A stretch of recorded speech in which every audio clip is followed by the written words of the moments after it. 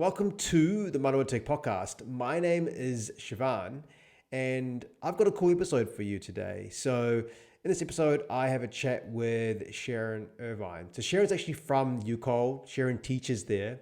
But the interesting thing is, you know me, both of us don't have pure technical backgrounds. We're in different fields completely, and I wouldn't say somehow, we deliberately found our pathway through tech. So if you're not in the tech field and you're wanting to get in, this will be a really great episode. On top of that, we talk about, feeling insecure as a developer. We also talk about many things involved in the tech industry, not just technical skills, but the importance of soft skills. So I think this is going to be beneficial for anyone in the tech industry. Now, before I jump into this podcast, I just want to clear up one thing. So in the actual podcast, which was actually filmed and shot, I think 3 weeks ago till today. So I've only had the opportunity now to sort of sit down and edit the podcast and record this particular clip. I want to make clear that we talked about a meetup which happened in the past, but it sounds like it's in the future of this particular recording. So hopefully that wouldn't confuse people. Plus, we talk about the mega meetup, which is actually this week. It's this week of when I'm recording this particular segment of the podcast. So those are mentioned in the podcast being in the future, which one event has already happened and one is actually going to happen pretty soon. So I want to keep it in the podcast. I didn't want to edit it out. So hopefully in future, when I start recording these podcasts, I'll be able to produce them more closer to the time that they're recorded. But I think it's better just to get this one out here because it's so valuable and I'm just working within the capacity of what I could produce. So I do apologize up front, but I really hope you enjoy this episode. So Sherryn, thanks for hopping on. I guess we'll just jump straight into it. Hello. Hi, welcome. Just tell us about who you are and what you do. Nice to meet you. So my name is Sherryn Irvine. I'm the Industry Project Coordinator at UCOL. So I coordinate the internships, the industry projects for the ICT students there, and I also involved in teaching a couple of the papers in their degree. Awesome, and this is through UCOL, is that right? Through UCOL, that's Through correct. UCOL, cool. And how long have you been in this role for? Just over a year. So I joined in March last year. That's awesome. What were you doing before that? Just prior to that, I was at Massey University in the School of Aviation department, and a projects kind of work through there. Cool. Yeah, because we are talking about that before. And the interesting thing is the area you're in, you could say that there's similarities, but for me, it's different, right? There's technology, teaching technology, and then you got what you're doing before. What sort of stuff did you do in your previous role that helps you with your current role now? Well, I think if you look at the whole career that I've taken over a number of different jobs, it's interesting how it all pulls together. And every job that you do, every task that you've done, you develop these skills that you can transfer to the new. So in my current role, I teach professional practice, for example, where I help transition ICT students through to the workplace. And you wouldn't have thought aviation would fit and projects work. Yeah. But seeing how the operations happen there, how I could help improve efficiencies through that, seeing how the function of what technology was used and how it made things better was really relevant for seeing students now who are learning all these technical skills and they're going to be in future employing them into use for other organisations and businesses. And before that, I was actually a practice manager at an optometrist. No way. Talk about parallels. I heard a bit about your background and how you've been an optometrist and then shifted into technology. Seeing the technology in use back, I mean, this was probably 12 years ago. I was in that field. Don't worry, I think we're still using Optimate or whatever. That hasn't changed. Optimate or Vision, Sunx Vision, I think. But it was interesting through hiring people through that or being through the interview process with people there and then combining that with the process of I was involved in the selection testing for aviation students and then bringing that to the IT students and being able to explain to them, what is relevant between different interview processes, between whether it's tech, whether it is aviation or whether it's different fields, how some of the interview techniques can be very, very similar. Can you give us examples of interview techniques? So let's say, I don't know, you're interviewing a person working for your practice, like the optometry practice, right? How would that what's that like compared to interviewing an aviation student, Yeah. So interviewing like an my ICT actual student? degree was in human resource management. So we learned a Yep. lot of the theory originally from that. And what I used to do and my techniques, and also what was used through some of the large aviation and aviation companies, were things like STAR techniques, where you're asked to describe a situation, a task, an action, and a result. And the idea behind it is that how you've behaved in the past will influence how you behave in the future. So if you've been in high school and involved in a lot of team sports and you've worked with others, often in team sports, you don't necessarily pick your team. So you're ending up with different personalities and you're working together towards a common goal.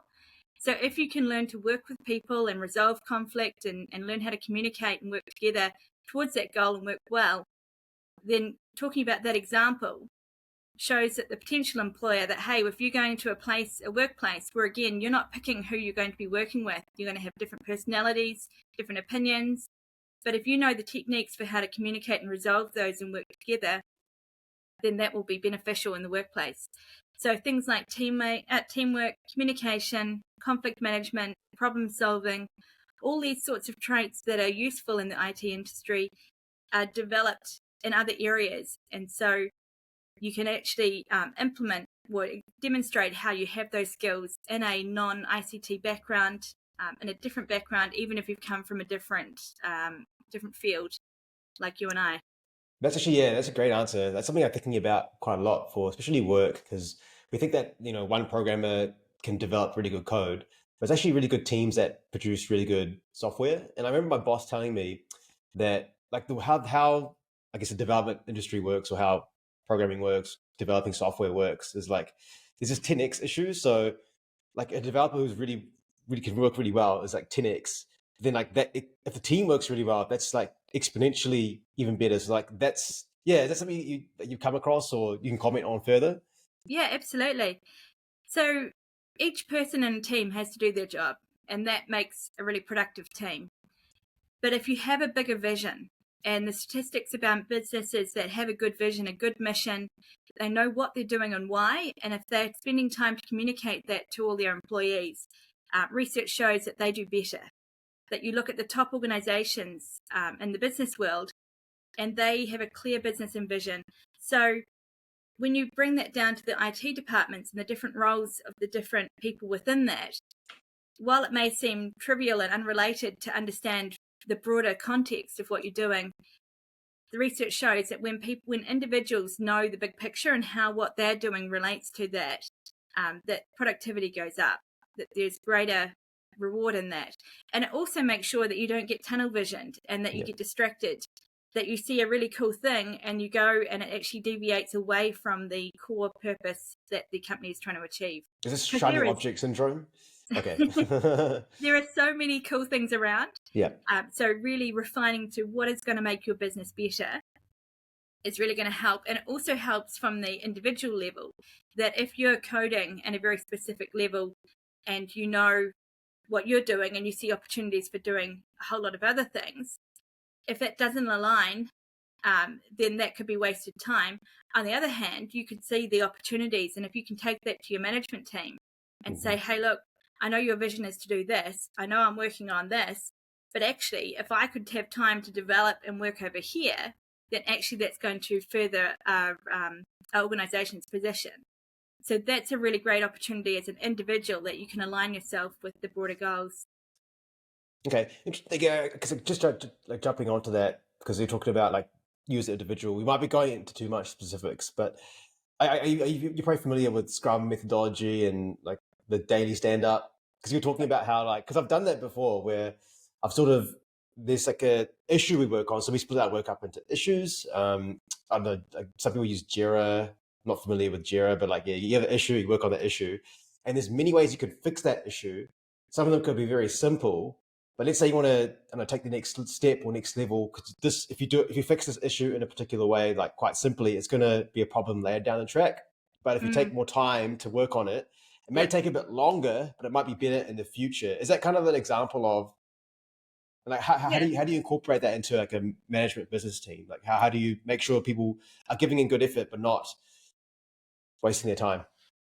Yeah, I mean, I think that comes down to I guess, high level in terms of your management and how you're structuring different things. I think if I bring that down a bit more focused onto the coding or programming level, Yeah. If we look at the future of technology and how things can change, if you get so focused in on a program and actually, a few steps up the hierarchy, there may be a fundamental shift that we're going to move to a different program. Mm-hmm. You don't want to get so focused in and pigeonhole yourself so much that if things fundamentally change, that you suddenly have a relevant set of skills. So if you're keeping an eye on the focus and broader picture, that you can show value in what you do, and be involved in those, then that helps to future-proof yourself. And having those broader skills, communication and involvement, that it really does help to future-proof, I guess, your place in the workplace. Okay, can you talk about specifically get into the details of the project management side of actual things? process? Yeah. I think because how we run things, we obviously do a daily stand-up, and then every day you say what you've done, like what you've done and going to do. So you can say I've worked on this, and that's where like you have the Scrum Master, tech lead. They could be like, okay, continue working on this, or I think stop. Let's just go fix the easiest issue, move on to the next thing, and then that's kind of. And then we obviously divide work into 2 weekly sprints, depending on how. So that's where you have the bigger, kind of like that goal. And if you're achieving that goal, then move on, or you can move it off the sprint backlog into the product backlog. I know we're using a lot of complicated terms, but it's very specific terms, but move things off to the product backlog and then bring it back into another sprint later down the track. So I guess that's methods of doing it. Yeah. Did you want to add on to that? And it helps you from just working on coding and just being, slog after slog and not seeing achievement or not having goalposts that you're going towards as well. So for personal satisfaction, it helps to have, small achievable goals and seeing how they fit in the broader picture. It's also interesting. At the end of last year, I spoke to a recent graduate, and during his final year of study, in fact, before that as well, there have been times he'd had to give up a group presentation or stand up and give a presentation at the front of class, which he said at the time he couldn't understand the relevance for it because he's doing a degree in ICT. What's the point in doing presentations? He went out and was doing an industry project with a company, and they did stand-ups, weekly stand-ups. And he said he was so thankful that he'd done that on a smaller scale, that he could go in front of the group of these people and be able to say, right, my name is so-and-so, and I'm doing this project. And it really gave him that confidence. And it's interesting, the skills that you need, even for things like stand-up, are not things that you traditionally think of to do with the tech industry. Exactly. I think even talking to stakeholders, because like a lot of them don't understand, like you're not speaking in your, like you got to change you got to be really cognizant of the language you use, how you present things to people, and like the setting expectations. That's where you learn in optometry as well, is like setting the expectation. Like you're not going to get pure crystal 20/26 vision, right? Unfortunately, you got cataracts, so that's like a limitation, and the person has to expect that. The same with stakeholders too. You need to communicate like this can't be done in a week, or we need to take a month to fix the technical debt, because if we don't fix technical debt, it's going to be really hard to add features on in the future. And these are the things that it's hard to see, because I guess like with stakeholders, they're thinking, not all stakeholders, but most of them are thinking about like the short-sighted, like the deadlines, KPIs, or they want like something tangible to see, versus like those things are long-term goals and aren't very tangible. And I think that's where, if you look at how you describe things and how you pitch things, especially if we talk very large organizations that have multiple departments, and often in those organizations, the senior management may have speciality in one particular area, but you'll often only have one or two executives that have IT related knowledge. But if you can put forward the justification of it, that's more than just, I think we should go into this program. But if you can put the figures behind it, hey, this is what it's going to cost, but this is the benefit that can be achieved. And also, if you can communicate the cost of doing nothing is often missed as well, because for things like cybersecurity or certain areas of IT, when you look at it, sometimes the cost that you invest is the cost to prevent the things that can happen if you do nothing. And I think it's like insurance. You pay it and you hope it's a waste of money, but you pay it because it's better than the alternative. Yeah, Murphy's Law, like the worst will happen. Yeah, exactly. So if you can justify that and explain why should computers be updated they're perfectly functioning. They're functioning perfectly fine. Yeah. But what's the cost of them breaking down, and what's the risk of that happening when critical times? Why is that investment needed? So those kind of explanations and communication is really important for people to understand, what we communicate at UCOL through the students, and how it's going to be helpful in the business. Because I certainly know from experience that when you can put reasoning behind your requests and your explanations, it really helps. That's really good. Yeah, because I guess ICT is not all about computers and technology, right? It's like you need to think about the business and how the business actually makes money, like Yeah, how, you got to think about that too on the back of the yeah, mind. Coming back to students and like teaching, yeah. what's like a skill you see that's like a deficit in the skills that you see with students these days or in the past? I mean, each student's unique, Yeah. but I think overall, as a whole, ICT is often people who are quite technical, quite know how to do things. They've got a very logical skill to be able to understand the programming languages and the complex nature of IT. So their brains automatically trend towards that. But the flip side of that, they don't tend to be as used to dealing with the communication and customer service, client interaction, stakeholder management. That side of things doesn't usually fit as naturally in their skill set. So it's more the people skills or the soft skills. Yeah, and of course, Sherryn, you're speaking in general terms. You're not everyone, like you Yeah, said, not everyone's different, but yeah, this is every what we unique. generally see. Yeah. Yeah, and that's where it's so interesting meeting so many people and seeing their backgrounds, and particularly if they've come from a different background. Because if you look at a student that has enjoyed IT through high school, through technology, different things, they've come up through that route, compared to someone who's gone away and worked in a different industry and then come back into it, it can be really interesting. And I see quite a difference in students that, maybe they've left school early, or maybe they've finished school and decided not to go straight into study. Mhm. And then they go and work in hospitality or retail for a couple of years, or healthcare is another one that people Yeah. come from. It's really interesting seeing their skill set development in terms of being able to engage with clients and communicate and resolve conflict and different things. So the skills that they learn, no matter what industry it is, if they've got some kind of interaction in a professional sense, there's a real change in how they cope with different scenarios with their future going forward. That's great. That kind of leads on to, let's say you got a person who's not in tech. They want to get into tech and they feel like what they're doing right now is a waste of time. Like, well, it depends on what they're doing, obviously. But yeah, Or there's not two. satisfying what they want. No, they're not satisfying what they want, but they feel Yeah, like what I'm doing now. How do I get into tech? Like based on what I'm doing now, like yeah, what I'm doing now seems so irrelevant. How can I like at least what I'm doing right now? Can I just pick up all those skills, take it to my next career in tech? yeah, Hopefully, like, what do yeah. you have any advice around that? Absolutely. It's really interesting to see how people journey into tech. And there is quite a few different ways. Um, I work for UCOL, and I think the program there is amazing. I highly recommend it. It's the Mm. Bachelor of ICT. So definitely, you know, um, working for them and being involved in that, I think that's a fantastic program.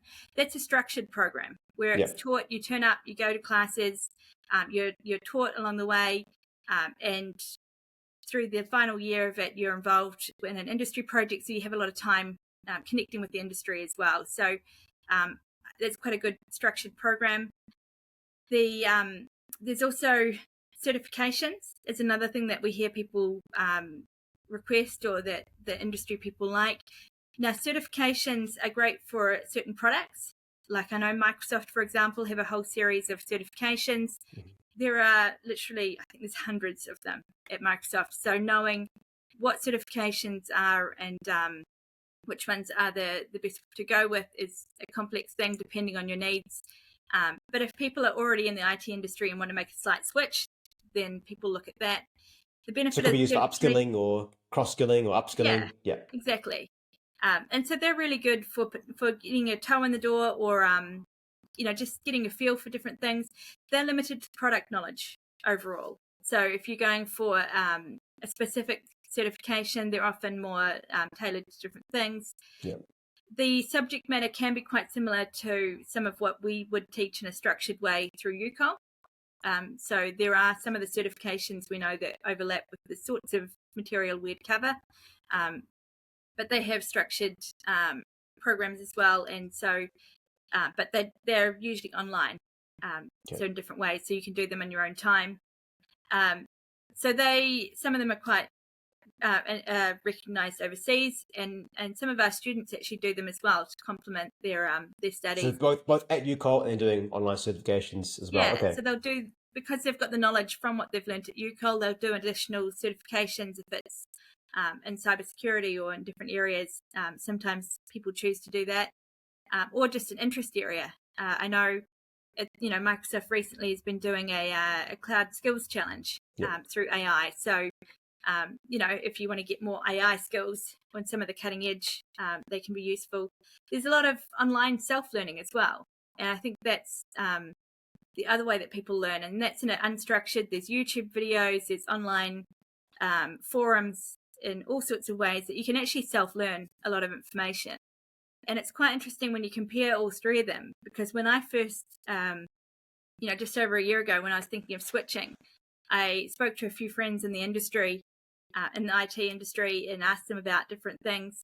And there are definitely online resources available. You can watch YouTube videos for free. You can do some of the ones in self-time. The benefits of doing it in a structured program, like a qualification rather than a certification, is the interactions. And I think that's where it's one thing to have the knowledge. It's another thing to actually connect with the industry and get your foot in the door with a local company, to be able to experience and apply your knowledge through that. That going through something like UCOL, you've had interaction with the different lecturers, and you can ask questions, get personal feedback. Where the certification tends to go more around the product. And I've done a couple of those through Microsoft, and they're interesting in terms of their specialized knowledge. I was quite interested in Microsoft Power Platform, so I did a couple of certifications through that, and it definitely deepens your knowledge in specific applications. But having people that you have to interact with, having to do things like the group presentations that can help gear you up for stand-up meetings and whatnot. Or presenting to stakeholders. That's like a really hard one.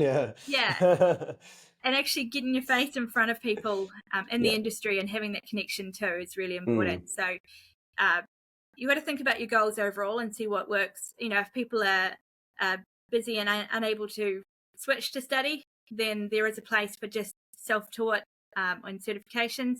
I believe that might be how you got your foot in the door.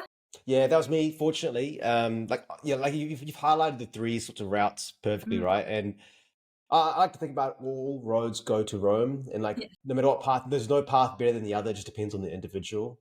Self-taught is definitely how I got into it. The benefits are, like you said, I can do it in my own time. I'm lucky enough to have that discipline and self-motivation to plus the kind of the dreariness of like where I was at the time really forced me into where I was going. But it was definitely a very lonely road, and how I got that opportunity was it was pretty lucky anyway. So I can see UCOL's benefits in that you have the ability to connect people with each other because you're learning with other people, because I had no one to learn with, which is quite lonely. And you get connections with local industries, right? Internships. So those are really helpful as well. That gets you into the door, that gets you connected. So absolutely. And in your background, was it 6 years that you did optometry? 5 years? 6 years. When I graduated 2000, so long ago. Graduated 2015, started 2016, and then sort of left in 2022, I think, was my last. So you would have had quite a few years of development through that as well. So because I think I started self-teaching in 2019, 18, I think. And then that was full-time job, programming on the weekends, and then I eventually moved to part-time work, and then just self-taught like when I had days off, and then somehow got a contract gig, and then eventually full-time job. So my previous manager had an expression that I love, and she said, "No learning is ever wasted." Yeah, that's a great expression. I love that expression because you think about it. I mean, when I first studied human resource management, I got to the end of my degree and thought, I don't know if I want to really get into this field. And then I worked in financial planning for a little bit as well, and then came through to optometry, practice manager, then aviation, and seeing how all the different skills that you learn along the way, and then see how they culminate into what you end up with. It's quite interesting because you don't forget those skills. they may not be as fresh as they were, but you don't Yeah. forget the learnings, and particularly in the personal development front, you really grow and develop. So having that time, especially just time with others, learning the soft skills is really, really useful. What are the soft skills? So you've got communication. What else is there? Yeah, conflict management is a big Yeah. one. So That's always everyone that tough for me. I don't think I've Yeah. yeah Conflict management. My personal story, like it was really the optometry as well. It's like conflicts with employees was really hard because there's this thing I learned. It was about like the reason because I avoid conflict. That's how I yeah deal with conflict. And then what the actual problem is, I'm putting off short-term pain, which is like the immediate conflict yeah for what's it, long-term pain. So like you're gonna yeah deal with this. Like let's say I can't remember the problems I had, but like one example would be one guy was show up late to work, right? And they threw the whole team off. So right you yeah can just ignore it. Like this person's always going to turn up late, or you just have to have yeah a conversation where, yeah, hey, I think everyone here is turning up on time. yeah With you turning up late, just throws the whole team dynamic off. If you're here yeah on time, then yeah, blah blah blah. So yeah yeah, I hate it. I hate conflict. yeah, and it's That's tough. yeah. And I don't know anyone that likes team projects. For any assignments, I don't know anyone that enjoys doing things as a group, because Yeah. you look at all the issues that pop up. That one person will carry the team, one person slacking off. Is that always the case, or is that just because you only hear about bad news, right? No one ever says Yeah, like my team project went really well. yeah. I mean, you occasionally hear it, but I suspect in the background there was some really good conflict management going on, or some Okay. really good communication happening. Yeah. And it can happen. Groups can work well, but overall, in some ways, when they don't work well, is when you learn the most. And I think that's, as much as it's as a There's a student, secret it's not lesson. enjoyable, but the skills that you learn through it are really important. And like learning to communicate is really important through that. And so, as you say, avoidance is not a great it's not a great conflict management technique unless you're in danger. Then avoiding conflict is almost never the option. Yeah. But at the same time, being aggressive and shouting and yelling is not the answer either. No, And you so got need a finding a way to be balance. assertive and get your point across, and explaining why, focusing on behavior rather than the person can really help Okay. as well. So we go through that in the final year of the degree. We teach the students a little bit of that communication and conflict management skills, because they are so important for the workplace. And you look at it, and managing expectations is a huge one. A lot of conflict comes about from different expectations. So yeah, it's really essential skills. So conflict management, teamwork, communication. I mean, in some ways they all wrap together. Yeah. Problem solving, that critical thinking, being able to look at something and then figure out a way through it. And As a not team, just though, right? Like not just like why is this bug happening? It's more like more step back, taking a step back. yeah. Yeah. And in some ways it can be as an individual as well. If you approach something, what happens when it doesn't go right? How do you figure it out? Can you figure out alternatives and think through it and work through the process on how to do that? So it is quite an important skill. Those are the ones. Those are probably the main ones that come up. There are a whole lot more, but those are the core essential ones that I think would link in. Yeah, that's actually coming back to that problem about that specific bug, like it's a bug, why is problem solving? I guess like then I guess a soft skill would be to be I guess dropping the ego and asking for help. So okay to ask for help. But then at the same time you can't be asking for help for every small thing. So Yeah. there's the balance. If you look at problem solving and you go, okay, there's a bug in my code, you start. I mean, one option is you can just focus it and go, and spiral downwards. And if you mentally just think, okay, I've made it wrong, it's my fault, and just spiral into that kind of head space, it's not going to be productive. You're not going to get yourself out of it through that way. But if you can stop and look at it and go, okay, yep, there's a bug in the code. What are the ways I can find the solution? Can I button bash my way out of it? Can I try a few things within my own, existing knowledge to see if I can figure it out within what I know? If that doesn't work, okay, can I Google something? I mean, there's online forums for a lot of programs that I'm sure a lot of programmers would be familiar with. But Stack Overflow. Stack Overflow. Right now it's ChatGPT apparently. I don't know if ChatGPT is that good. nowadays, but yeah. The Power Platform, YouTube was my friend, and Yeah. the Microsoft forums were my friend. But you can look online and see if you can find an answer, and yeah, as you say, having a chat to someone that knows the similar programs and brainstorming it can be helpful too. Yeah. Even the process of explaining a problem can sometimes give you clarity. Yeah, the rubber ducky, it's called like speaking to an inanimate object and just explaining going through that process, step by step. I love that. I had a workmate at Massey who he was also doing a lot of the Microsoft Power Platform, and so when we were doing things, sometimes if we get stuck, it would just you just get the whiteboard and, hey, can I just run something past you?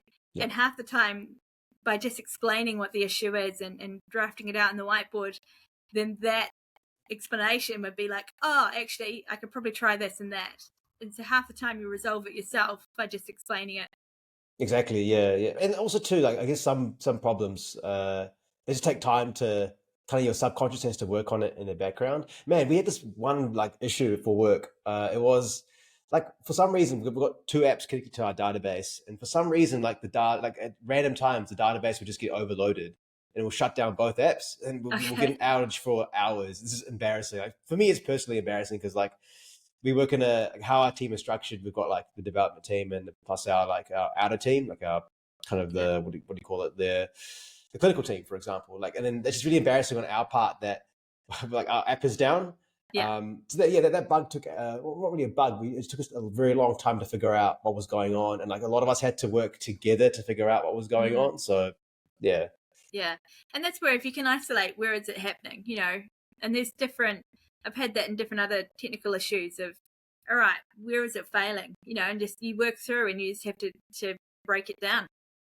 And as you replace different components, if it's a hardware issue, just go, okay, let's replace that and see if it makes a difference. And sometimes it can be multiple things.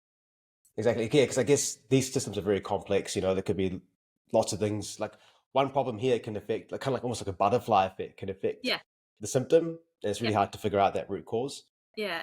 And I remember we were having trouble with classroom technology at one point, and it was trying to figure out where is it going wrong. And it was interesting because I think one of the issues was a cable that had been was just a bit of a dodgy cable.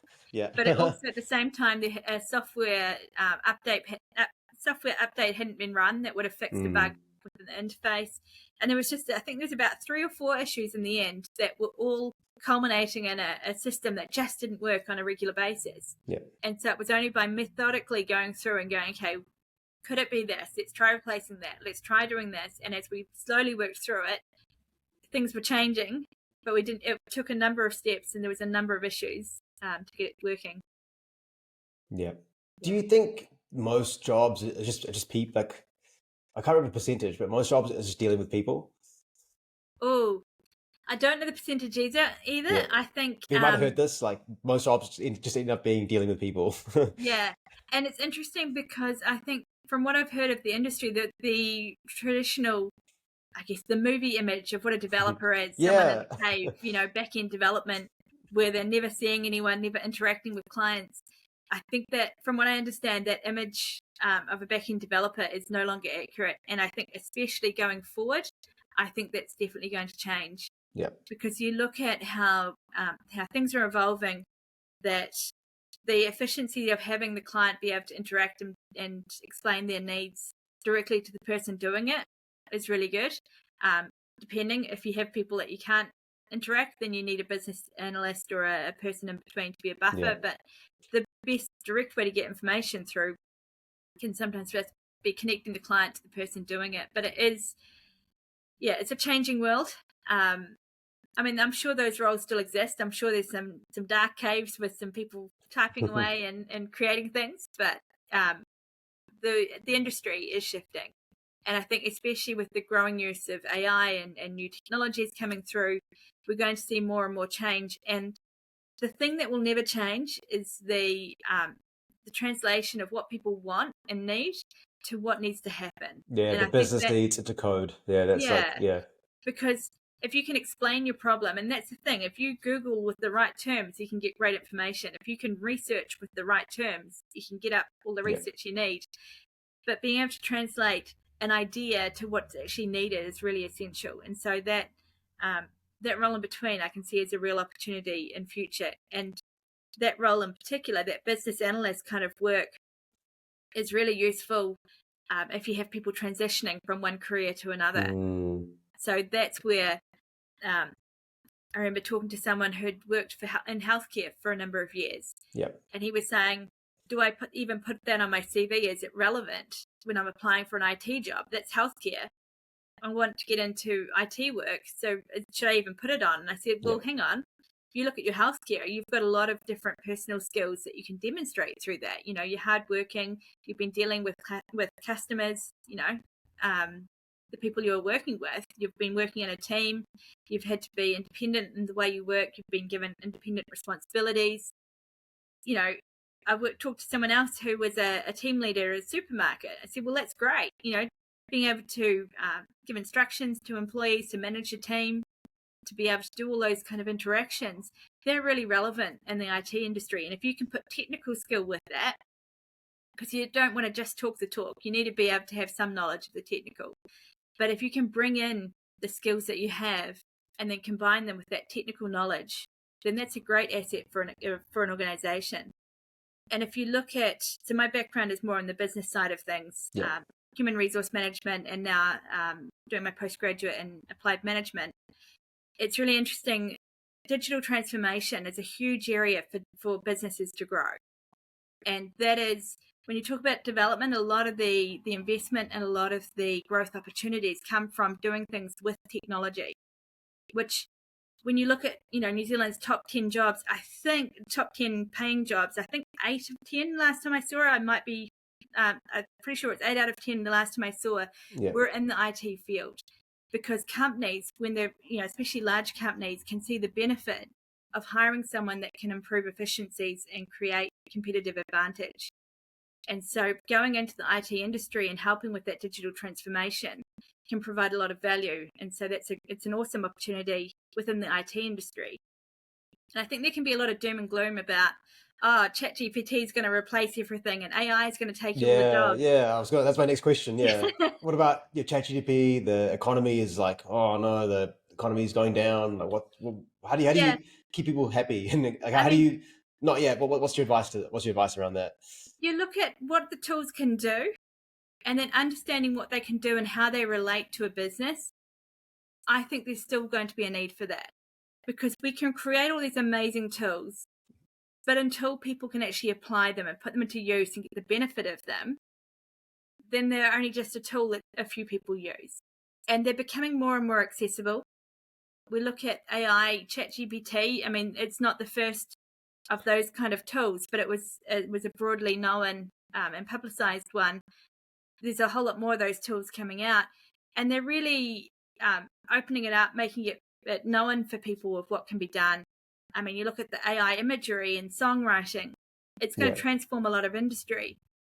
But it's still, when you come back to how do you make money out of that, how does that become a opportunity for a business, there still needs to be a bit of knowledge around it. It's the same with how, the citizen developer tools. When you look at the games that are on, or the apps that are on Android that you can download, I think I was just reading some research before that over 11% of those are made through they're computer generated through these tools, where you don't need to have a whole lot of coding knowledge, but you just sort of moving around building blocks to create things. I mean, you look at the future of how things are going to be developed, and some of the detail of it may be changed. Some of the programming languages or the style of working might be changed. But the need for someone to have a broader understanding of how IT works, the different components of that, and then how they can be applied to a business, I don't see that difference changing anytime soon. Yeah, exactly. That's a great answer. What about like the state of the economy? like anything, things go up and down, right? Like absolutely. People seem to think like only in 2 year, 3 year blocks, so that the jobs may be low at the moment. Yeah. Because I remember we were at the talk. Software developers meeting. Patricia's talk was really like a fantastic talk. Yeah. By the way, that's a plug for everyone to come to the software development meetings. It's usually on a Thursday once a month. I think it's the third week of the month. But that's posted on meetup.com. But yeah, everyone should come to that, highly likely. I think the next one's about generative AI, depending on when this episode comes out. But yeah, so yeah, I think Patricia had a really great talk on jobs.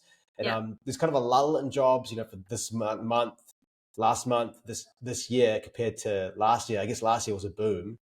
This year's a bust. But yeah, things come in cycles, right? So you would see a decline now, but it's a decline across the entire board, right? Like even government jobs are having difficulty. So yeah, maybe in 5 years' time, 10 years' time, it comes up again. And dealing with aviation school is probably similar, right? With yeah. Do you want to talk about that? When I look back at even before that, I worked in financial planning, in the financial planning field around the time of the global financial crisis. Yeah. Around 2007-ish. And so it was quite interesting, with all the global financial crisis and all the things happening on that side of things, that good financial decisions still made sense. There were some things that were going on, but if you had a sensible, well-planned out financial strategy, you were still going to be okay broadly. And the same with aviation. You go through, I was working in the School of Aviation during COVID times and different, before that, in New Zealand had been hiring loads, and then they closed off. They weren't looking for hiring, and the hiring and not opens and closes all the time in the aviation industry. And what I noticed through everything in that field, and now obviously IT, the whole economy's going through a bit of a downturn. Yeah. If you're making sensible decisions, if you're staying connected, and if you have really good personal skills, then opportunities always seem to find a way.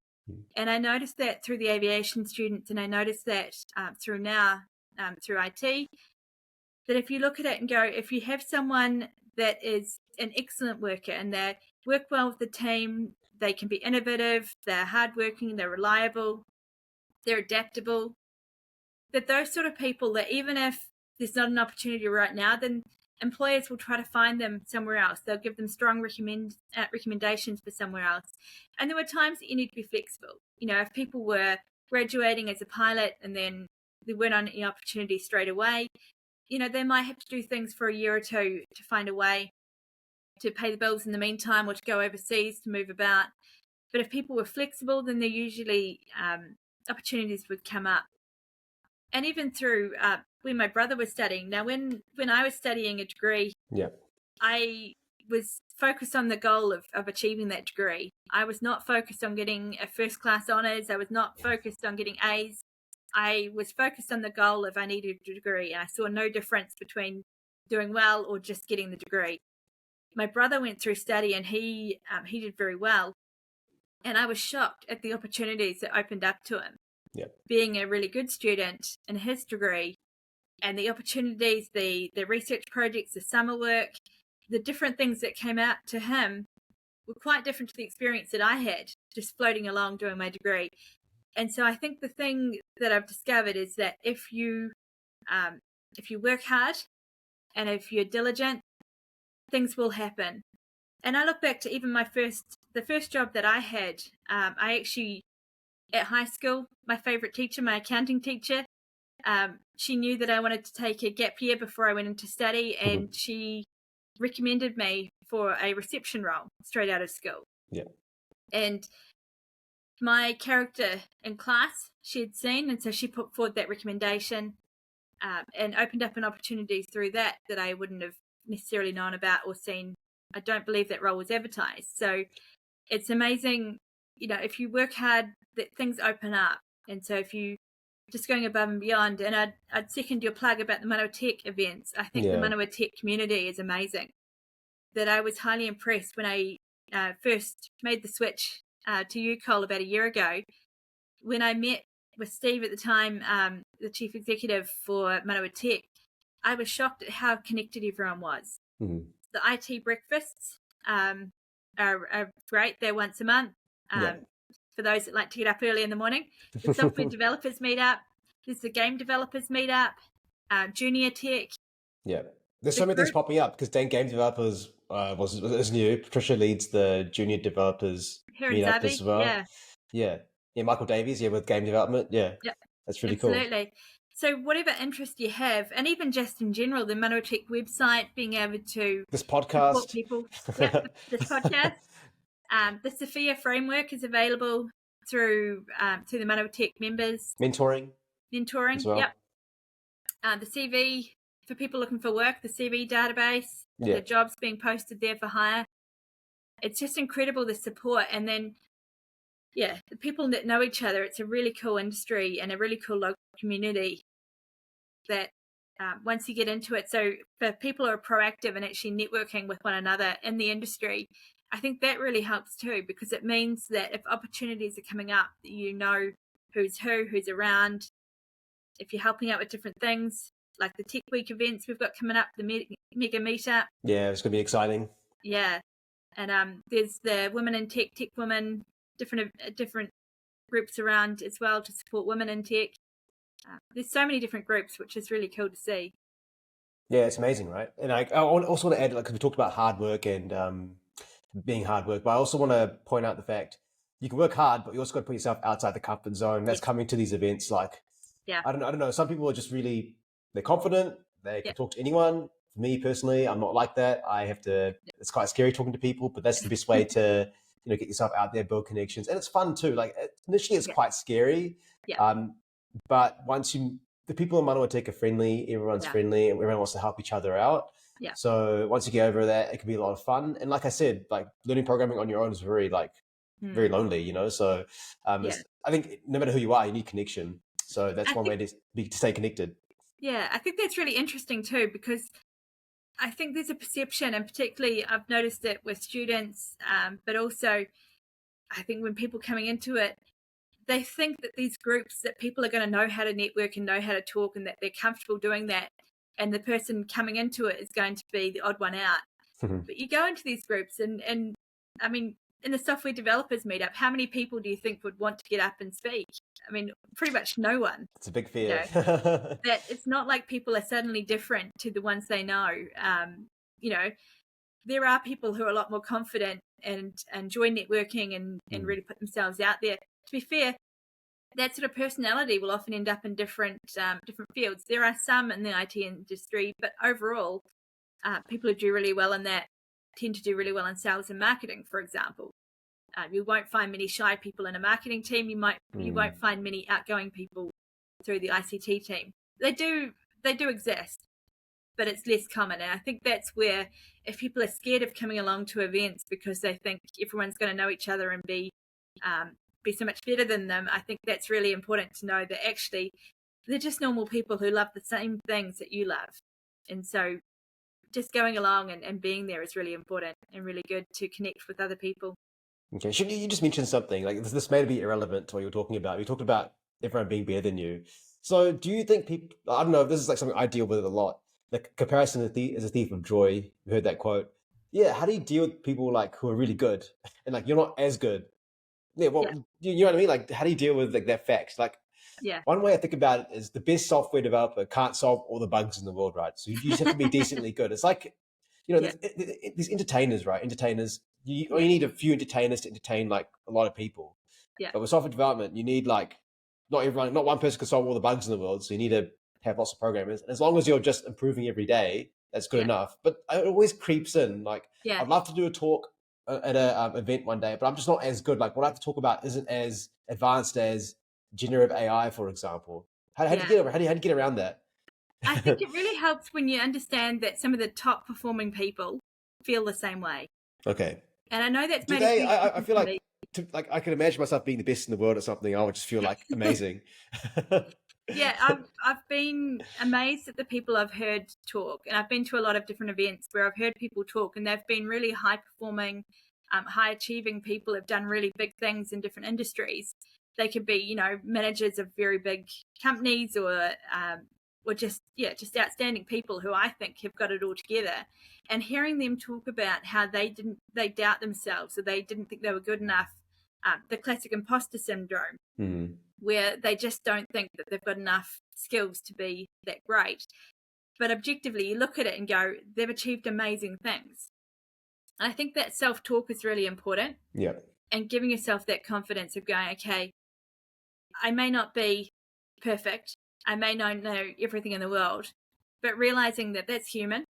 Yep. And that is what everyone's like, and you do the best you can. And actually, sometimes you get your greatest learnings through your failures. So actually taking that step forward and achieving things, you can get into that spiral of inspiring yourself to do more. That if you put your toe in and go, okay, I'm going to go, let's say the mega meetup is too daunting to go along to, we'll go along to the software developers meetup or the junior tech meetup, where it's a smaller group and get to know a few people, and then the mega meetup might be better. Go along to a few of those events. Okay, maybe I can speak now. I know the people a bit more. I know they're less scary. You've got to take those steps, and if you can build yourself up to baby steps where you're just growing and learning that actually I can do this, and learning that anxiety and nervousness about something is not a bad thing. And I think that's where, if you have an exam coming up or an assignment or a serious meeting or a presentation coming up, it's normal to feel nervous and to kind of have those doubts come in, but how you deal with them is critical. There's some really cool research. I can't remember the lady's name, but on YouTube, if you Google Superman pose, you'll probably find her research. She's done a really good TED talk about it. Oh, yeah. We're power posing for 2 minutes. Oh, is the third space or something in regards to the third space? Okay, no, carry on. Sorry, that term, but it's probably similar. But she's done a whole lot of research around, for 2 minutes, if you hold a power pose. Yeah. And she had another group where she got them to put a low power pose. So power posing being, they joked about chest up, is it? Shoulders back, hands on hips. Power pose being kind of covered and sort of hunched. And just comparing the two groups, they did 2 minutes of how they posed. And this is before an activity, so the people assessing them had no idea, and then put them through a interview scenario. And the people who'd done power posing did way better than the people who'd done low power pose, low power posing. And it was really interesting because the difference being the confidence, and there was actually physiological changes that came about from their posture, from the way they were standing, that even though the people assessing had no idea the difference, the way they felt about themselves changed. And the lady who did that research goes on at the end of her TED talk. It's a really interesting TED talk. Yeah. But at the end of that, she talks about how she didn't believe in herself, and how she had all those doubts that came through. And then when she got further into her career, she had someone coming along going, I never speak up because I'm not good enough. Mm-hmm. I don't think I could ever be like you. And she realized actually she'd been, fake it till you make it, and especially in terms of confidence. She had backed herself, had done it anyway, had seen the fear, had doubted herself, but still gone for it and achieved amazing things. And now she was inspiring others. And I think that's where really just putting yourself out there, taking up the opportunities, not letting that concern hold you back. But you can baby step it, grow in that in different ways.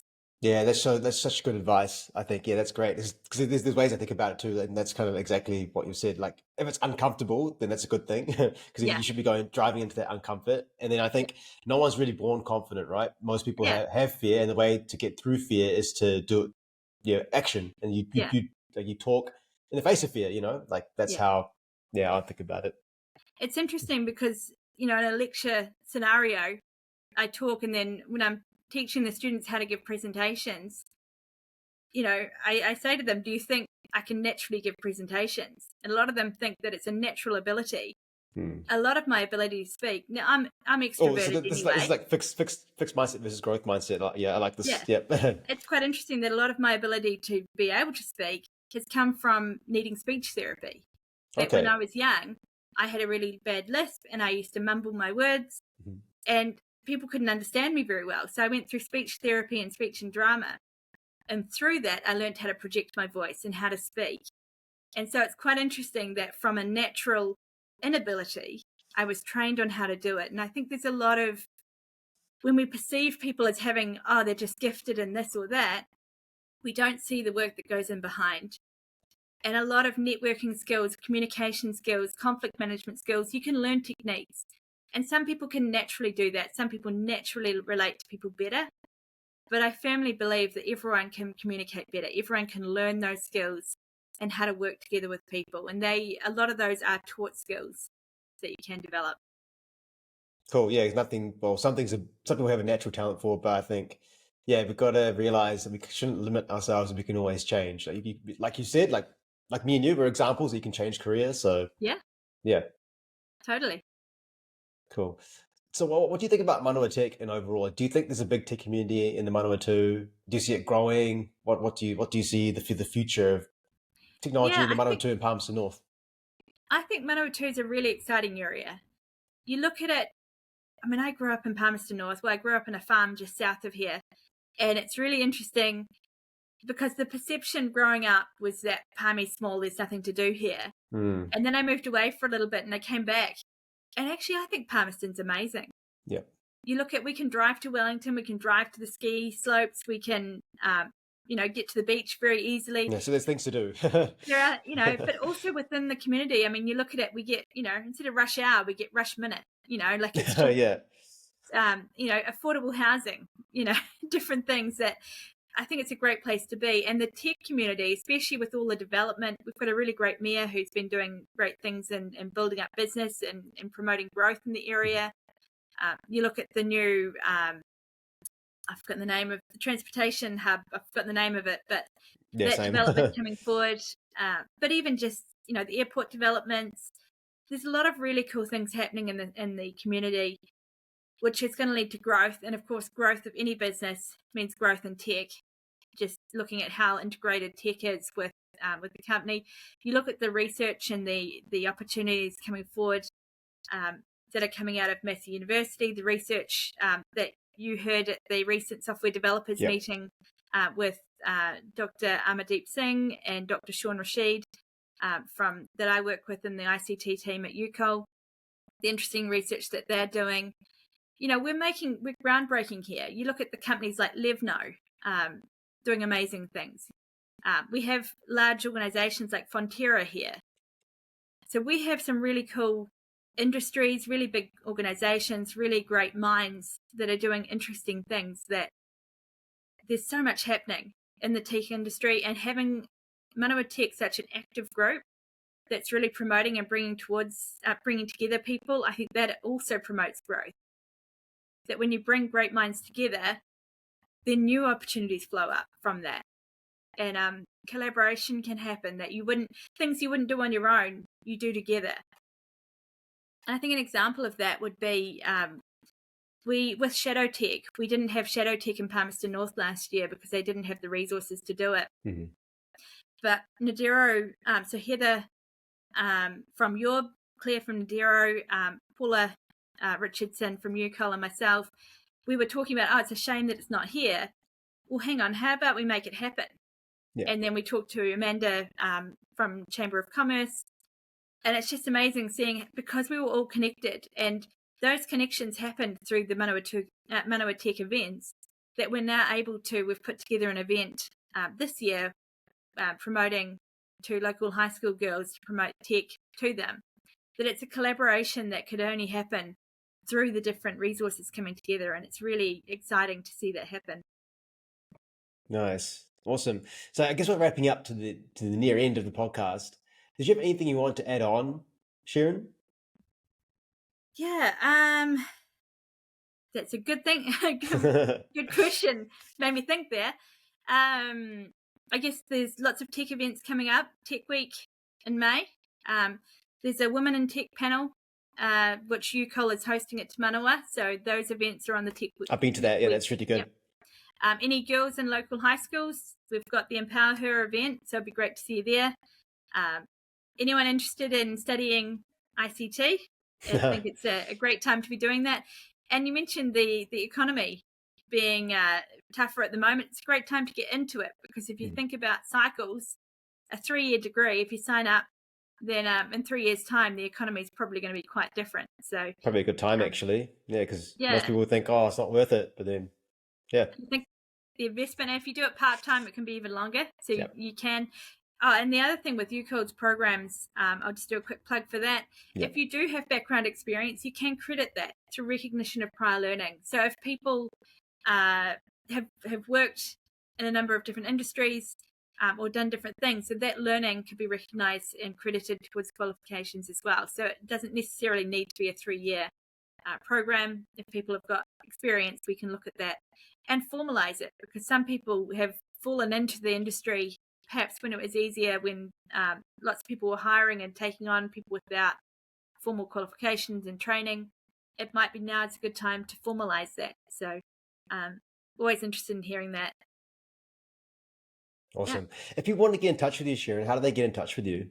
Yeah, so my email is s.irvine, that's s.irvine, perfect, at ucol.ac.nz. Or they can just get in touch with UCOL. It's easily found on, if you Google UCOL. Great. I'll link everything in the show notes too. Perfect. Yep. And also you can search me up on LinkedIn as well. So Sherryn Irvine. It's a pretty unusual name, so easily found. No worries. We'll link everything down below. Thanks for coming on, Sherryn. I really enjoyed the topics we talked about today. Yeah. So yeah, I guess I know we talked about more things, so maybe another time, but thanks so much. That's awesome. Thanks very much, Siobhan. No worries. Thank you. Thank you so much for listening to this episode of the Manawa Tech Podcast. I thoroughly enjoyed having a chat with Sherryn Irvine. I learned so much during this episode. So if you have any feedback or comments, please let them be known. Other than that, we'll catch you in the next episode. Thank you.